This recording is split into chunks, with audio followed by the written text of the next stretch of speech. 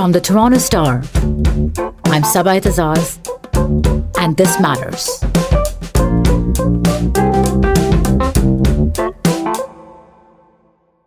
We see them every day on radio and TV. They're lighting up social media and even leading fashion trends. They're not celebrities, they're doctors. In the era of COVID-19, we're seeing the rise of a new kind of influencer. Celebrities are taking a backseat as we put more focus on our healthcare leaders. In Canada, many of the public faces we see from the front lines are doctors, and they all happen to be women. Toronto's top doctor in the fight against COVID-19 is one of them.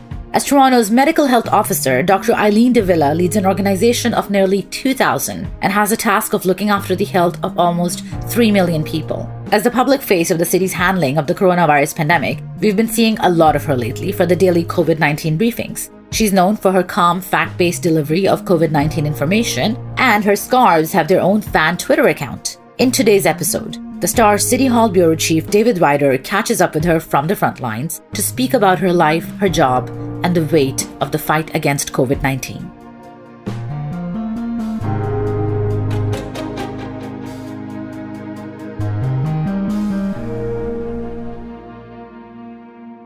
I'm David Ryder, City Hall Bureau Chief for the Toronto Star, and I'm talking to Dr. Eileen de Villa, Toronto's Medical Officer of Health. Thank you for doing this. We appreciate it very much. I do appreciate your interest in chatting with me. Tell me, what does an average day look like for a physician who's leading Toronto's fight to contain COVID-19? I generally get up around 5-ish. I do the usual sorts of getting ready for the day. Coffee is clearly involved, right? But, I do, I actually have to review a number of different what's come in overnight, catch up on all the different reports and emails. And we actually start our first call every day at 7 o'clock in the morning. The city's partners, including Toronto Public Health, have a call to review all the issues that need to be addressed over the course of the day, what's active on file, and there are many meetings that happen thereafter, lots of conversations and phone calls to understand what are the specific issues, what are the most important issues that need to be addressed that require my attention. But we do have a basic cycle to every day where we have, there's an incident management structure that the response at Toronto Public Health is organized around. And, it's my responsibility as the leader of the organization to really, unblock every blockade or obstacle for my team to make sure that they have the resources they need, that they have the information they need, that they have the, whatever resources they need in order to effect an appropriate response to COVID-19. The heavy lifting is done by my team, right? I'm, yes, I have responsibility to make sure that my team is supported appropriately and that we're liaising properly with our city partners and with our provincial and federal partners. But the heavy lifting of the response, frankly, is done by the team at Toronto Public Health. They do the case and contact management. They're managing and answering the phone calls and providing results. And they're the ones who are making sure that our stakeholders and partners have their questions and concerns addressed. It usually ends around midnight-ish. Often with, again, a review of what's happened over the course of the day. Sometimes that's my opportunity to catch up on there are new reports, new papers, media reports from other jurisdictions, because it's very important, of course, that we inform our actions with what's happening elsewhere and what lessons they've learned.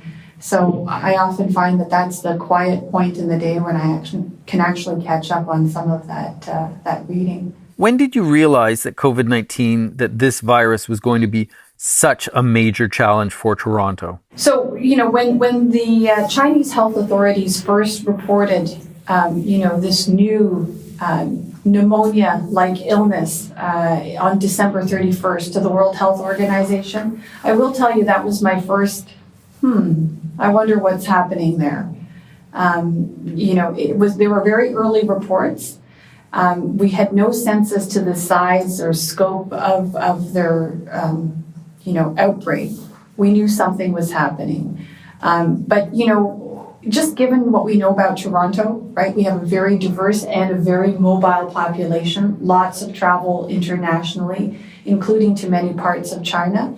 I certainly had my first suspicion there. I thought, I wonder if this is going to, what this might emerge as.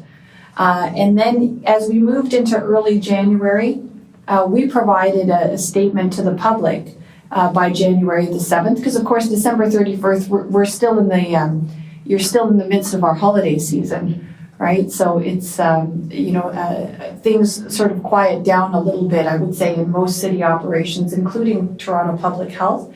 But it being the middle of our cold and flu season, there's always activity in respect of influenza and respiratory disease outbreaks, throughout our community. It's just that time of year. However, it is, I would say, largely quieter in the office on New Year's Eve and certainly New Year's Day as a holiday.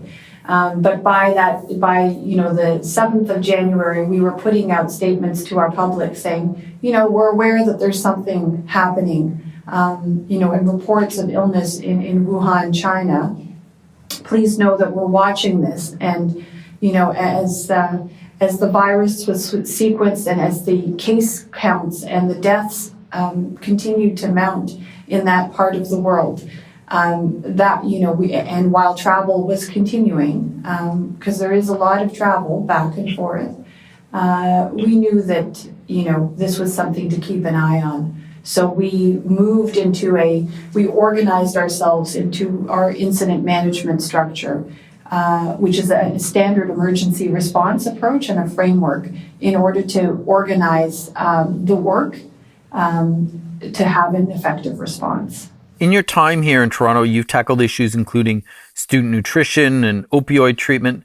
Did you ever imagine that you would be fighting a global pandemic that's killing thousands of people? Well, having been a veteran of other pandemics, I was around for, I was in practice. I was actually in the late stages of my training during SARS, but was not here in the city of Toronto.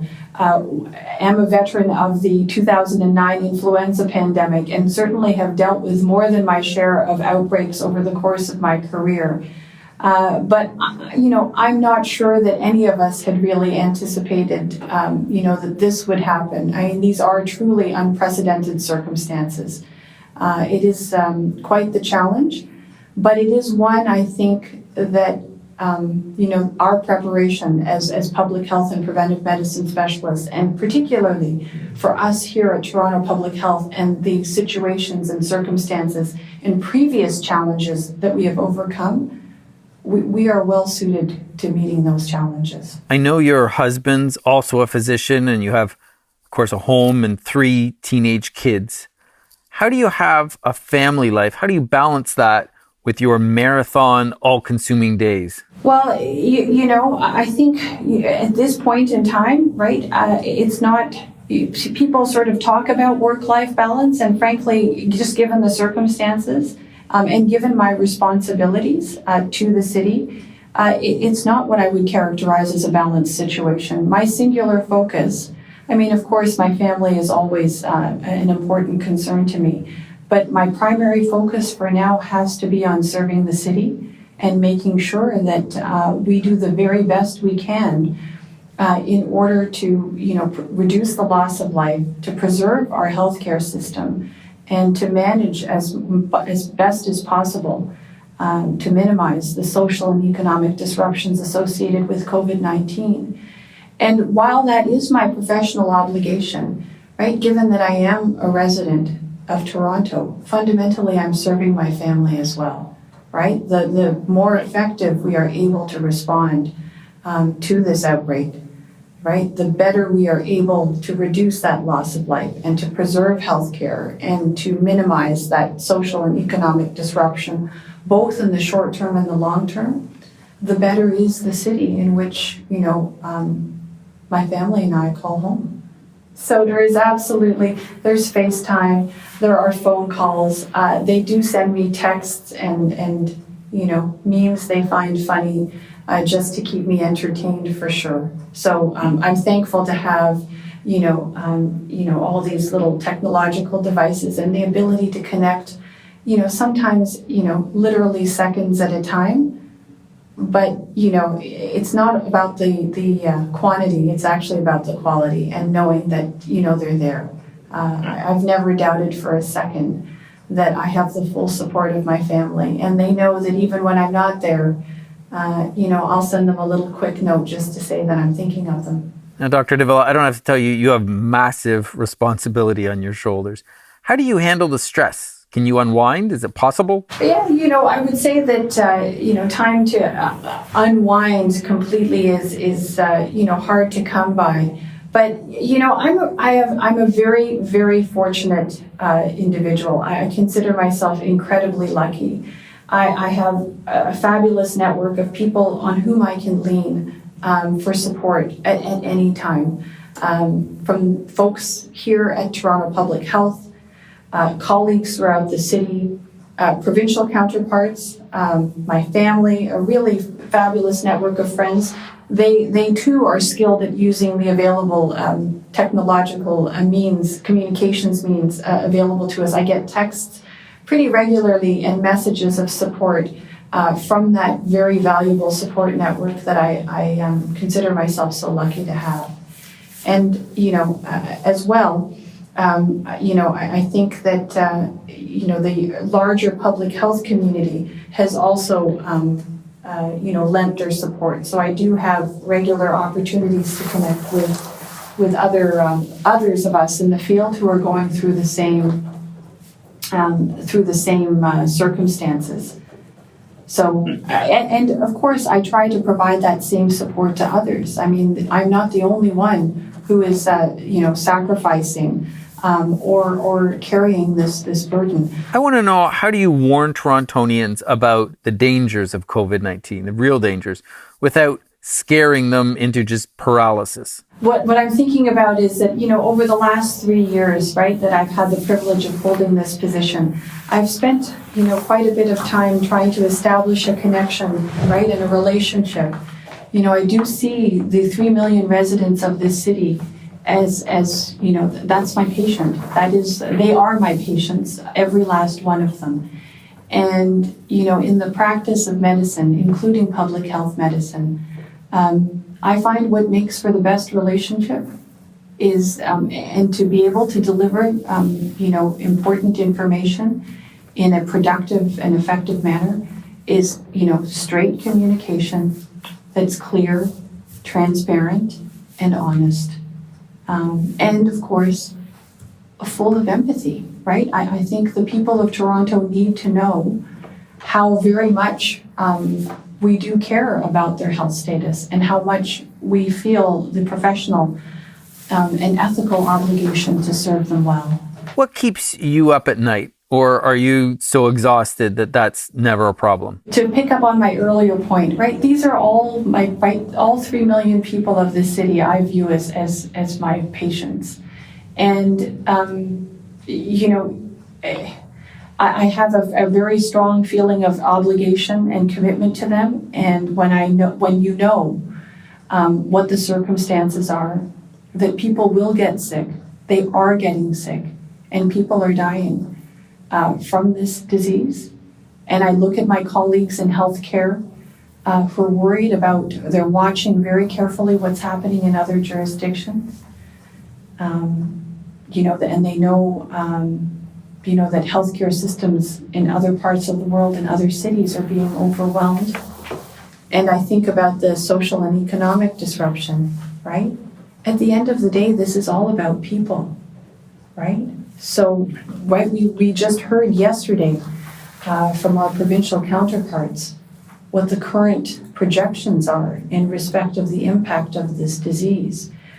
And, you know, they talked about the cases, they talked about the deaths, and they talked about the impact that is anticipated on our healthcare system.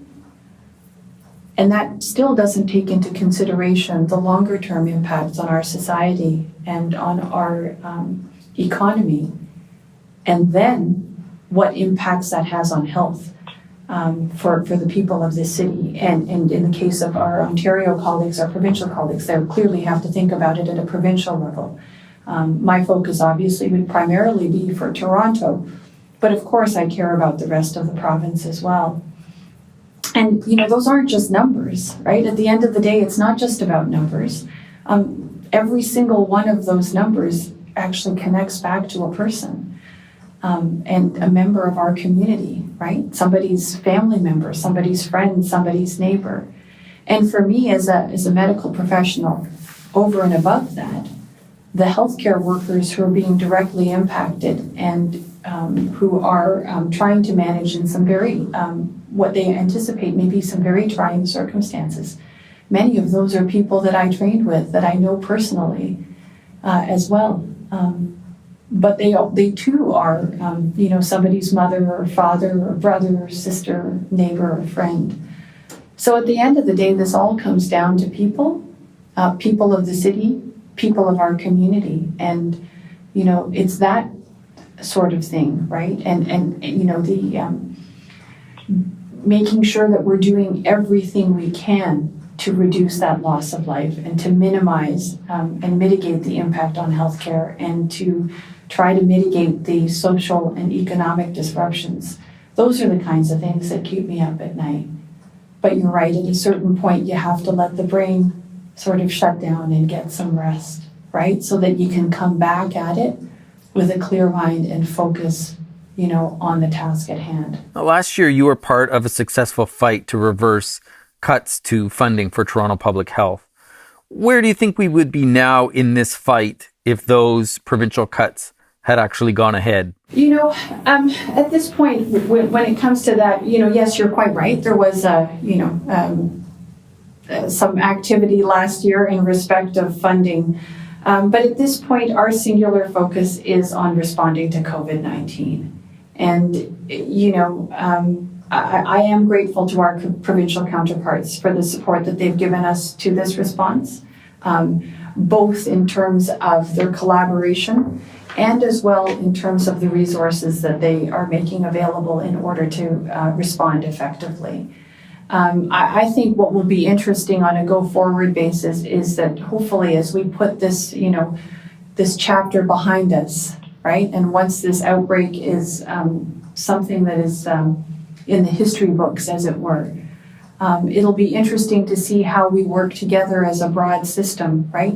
Given that public health objectives are to improve health status, reduce disparities, and prepare for and respond effectively to outbreaks and emergencies, you know, how do we work together? How might public health be different?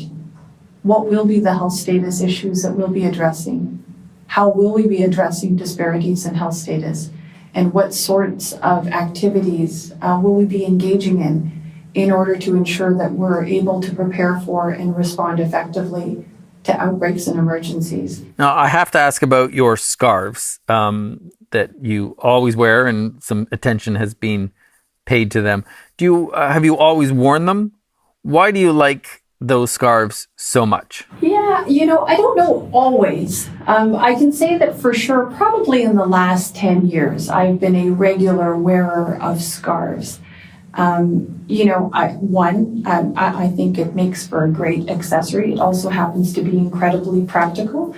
There are, you know, when you work in various office locations and buildings, you know, temperature is sometimes variable, and a scarf makes it easy to manage, frankly, all kinds of environmental conditions, regardless of what the weather is like outside.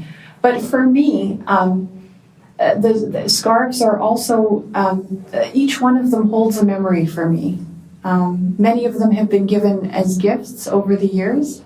And so when I wear those scarves, I think about the person who's, you know, they always bring back happy memories of the person who gifted the scarf to me.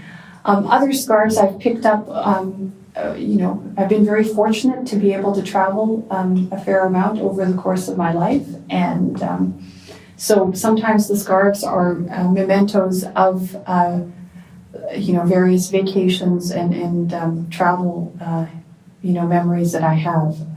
So each scarf actually holds a special memory for me. And that's, a nice piece to have, a little boost to have as part of each and every day. Thank you very much. Thank you so much. That was the Star City Hall Bureau Chief David Ryder in conversation with Toronto's Medical Health Officer, Dr. Eileen de Villa. That's it for today. Thanks so much for listening. This Matters is hosted and produced by me, Sabai Tazaz, Adrian Chung, and Raju Mudhar. Produced and mixed by Sean Pattenden, and our director of programming is JP Fozo. Our show theme music is by So Called, and our episode music is by Mike DeAngelis. We want to hear what stories matter to you. Please send us comments, questions, or ideas to thismatters@thestar.ca. Please consider supporting the journalism the Toronto Star newsroom does at thestar.com. And don't forget to subscribe to This Matters on Apple Podcasts, Spotify, or wherever you listen to your favorite podcasts. Let's talk soon.